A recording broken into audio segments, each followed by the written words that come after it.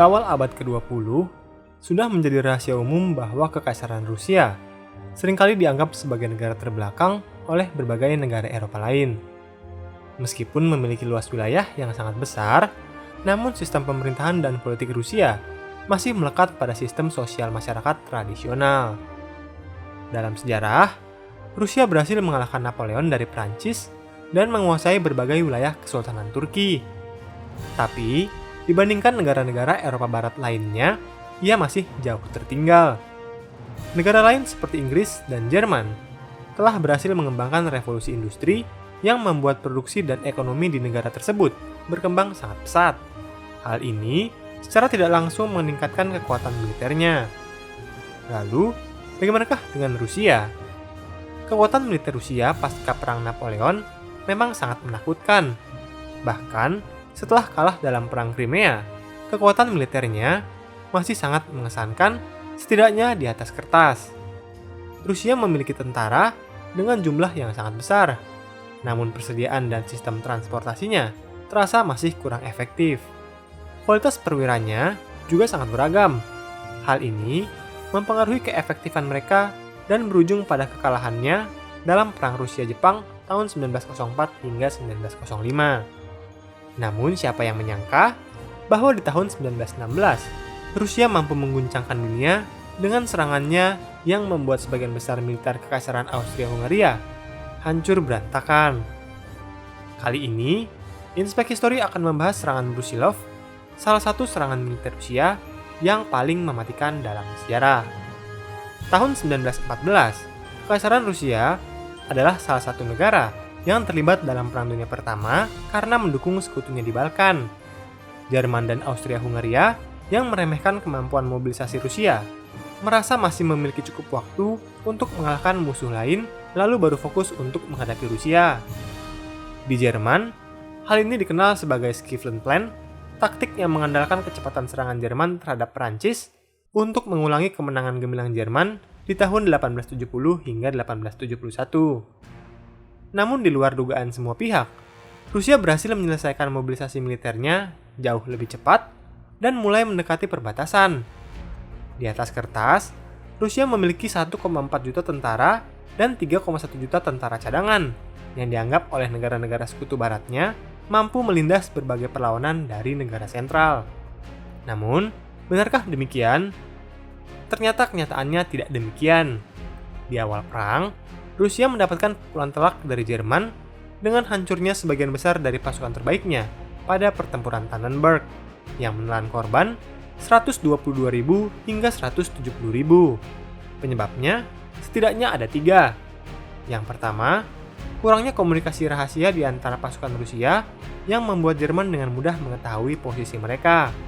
Yang kedua, Jerman memiliki sistem rel kereta api yang lebih baik sehingga mempercepat mobilitas pasukannya dibanding pasukan Rusia. Dan yang ketiga, Rusia memang memiliki pasukan yang sangat besar, namun kekuatan industrinya tidak cukup untuk menyediakan berbagai kebutuhan militernya. Hal inilah yang membuat militernya tidak terlalu efektif pada awal Perang Dunia Pertama. Kekalahan di Tannenberg masih diperburuk serangan Austria-Hungaria yang berhasil mengalahkan Rusia. Namun serangan balik Rusia dan berbagai blunder yang dilakukan oleh militer Austria-Hungaria bukan hanya berhasil membuatnya bertahan, namun membuat mereka mampu menyerang balik. 1915, Rusia berhasil mendapatkan kekalahan yang memalukan. Kali ini pada pertempuran Gorlice-Tarnow. Jerman dan Austria-Hungaria berhasil membalikan keadaan dalam pertempuran ini. Rusia yang tadinya menekan Kekaisaran Austria-Hungaria di Galicia justru melakukan penarikan besar-besaran karena kekalahannya di Gorlice-Tarnow. Serangan yang tadinya hanya direncanakan untuk menyerang dalam skala kecil justru sukses besar bagi Austria-Hungaria dan Jerman. 250.000 tentara Rusia menjadi tahanan blok sentral, sedangkan 100.000 lainnya terbunuh dalam pertempuran. Sedangkan Jerman, mereka hanya kehilangan 90.000 korban. Namun yang menjadi masalah lainnya, kali ini Rusia tidak lagi menduduki Galicia dan justru menjadi pihak yang ditekan oleh blok sentral. Keadaan politik di Kekaisaran Rusia sendiri pun menjadi tidak stabil, pemimpin yang tidak kompeten, dan korupsi yang membuat kondisi militer politik di Kekaisaran Rusia menjadi sangat kacau. Di tahun 1916, Jerman berusaha untuk menghancurkan Prancis pada pertempuran Verdun, sebuah kota dengan benteng-benteng kuat sehingga dijadikan sebagai lambang pertahanan dari Prancis. Prancis mati-matian mempertahankan Verdun dari serangan Jerman. Inggris dan Rusia pun diminta oleh Prancis untuk mengalihkan perhatian militer Jerman dari pertempuran Verdun. April 1916, Jenderal Alexei Brusilov mencoba untuk merencanakan sebuah serangan yang diajukan langsung ke komando tertinggi Kekaisaran Rusia. Tsar Nicholas II bahkan ikut hadir dalam pertemuan yang berlangsung pada 14 April. Namun kali ini, Brusilov telah mempelajari dengan baik alasan-alasan kenapa penyerangan Rusia selalu gagal. Tidak seperti penyerangan sebelumnya, kali ini penyerangan akan dilakukan secara terorganisir. Hal ini bertujuan untuk meminimalisir kegagalan Rusia sebelumnya, di mana penyerangan dilakukan secara langsung kepada pihak lawan tanpa koordinasi yang cukup jelas. Kini Brusilov merencanakan untuk menyerang pertahanan penting lawan di Galicia, seperti di Lemberg dan Kovel. Brusilov memastikan bahwa Rusia memiliki persediaan yang cukup dengan membangun pos-pos persediaan amunisi untuk menyerang. Posisi-posisi tentara Austria-Hungaria dengan akurat juga mulai dipelajari, menggunakan foto-foto yang didapatkan dari pantauan pesawat. Berdasarkan berbagai informasi tersebut, ia bisa memastikan daerah-daerah terlemah lawan untuk diserang. Sehingga, pada 4 Juni 1916, Arkduk Joseph Ferdinand dan tentaranya dikejutkan oleh serangan yang direncanakan oleh Brusilov.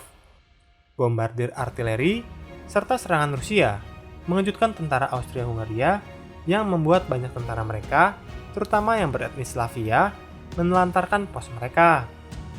Serangan sangat mengejutkan, hingga dalam sehari saja, Rusia berhasil membuat 26.000 pasukan Austria-Hungaria menjadi tahanan mereka. Dalam beberapa hari kemudian, Rusia berhasil menahan 200.000 tentara Austria-Hungaria serta diperkirakan menewaskan 130.000 tentara Austria-Hungaria. Meskipun pada saat itu, Jerman masih mengalihkan perhatiannya di Verdun, namun Austria-Hungaria sendiri, terutama Konrad von Hotzendorf, mulai memberikan perhatiannya kepada Brusilov, yang membuat Austria-Hungaria harus mengalihkan sebagian kekuatannya dari front Italia menuju front timur.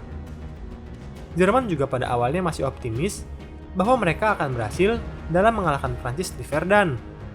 Namun pada 15 Juni, Hotzendorf memberitahu Erich von Falkenhayn bahwa Rusia sedang membuat kepanikan di front timur.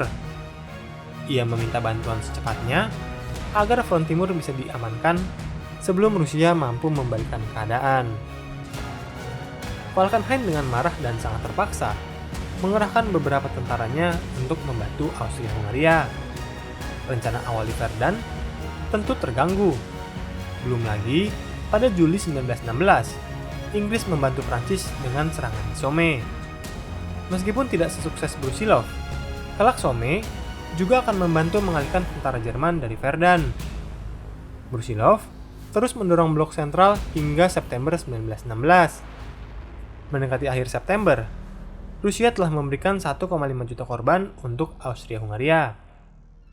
Meski bantuan Jerman dapat mengatasi keadaan dan Rusia kehabisan persediaan untuk melanjutkan penyerangan, dapat dikatakan bahwa tentara Austria-Hungaria telah hancur hingga akhir Perang Dunia Pertama.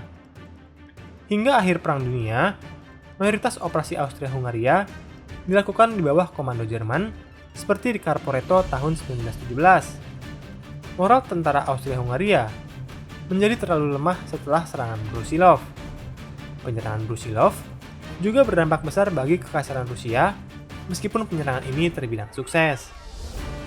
Rusia kehilangan 500.000 hingga 1 juta tentara dan membuat persediaan tentaranya menjadi habis.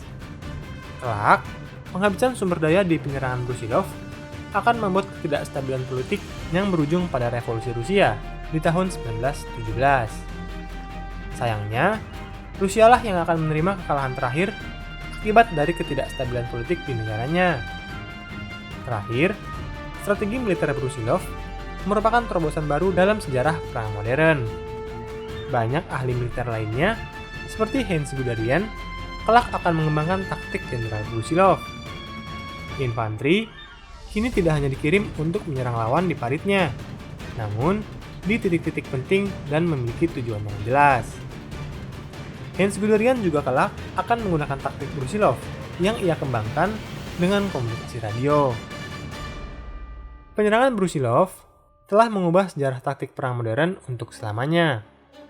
Serangan Brusilov memang serangan yang sangat kontroversial.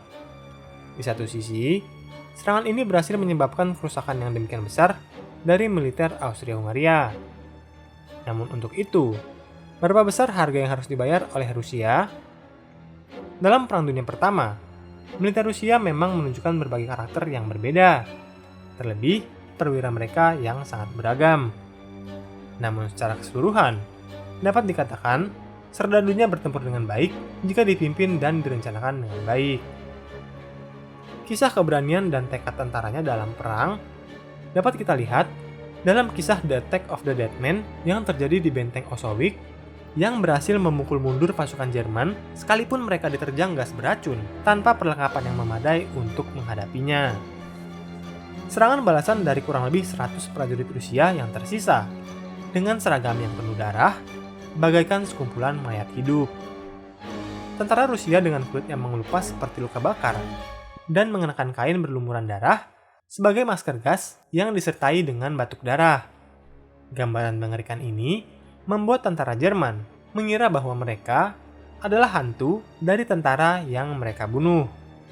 Walau begitu, sejarah adalah sejarah, dan Rusia terbukti dikalahkan oleh musuh yang selama ini mereka takuti, yaitu pemberontakan. Menurutmu, apakah Rusia sebenarnya berpeluang untuk menang di front timur dalam Perang Dunia Pertama? Berikan pendapat kalian di kolom komentar. Hai, terima kasih sudah menonton dan belajar sejarah bersama Inspek History. Jangan ragu untuk berikan komentar, like, dan bagikan bila kamu merasa konten ini bermanfaat.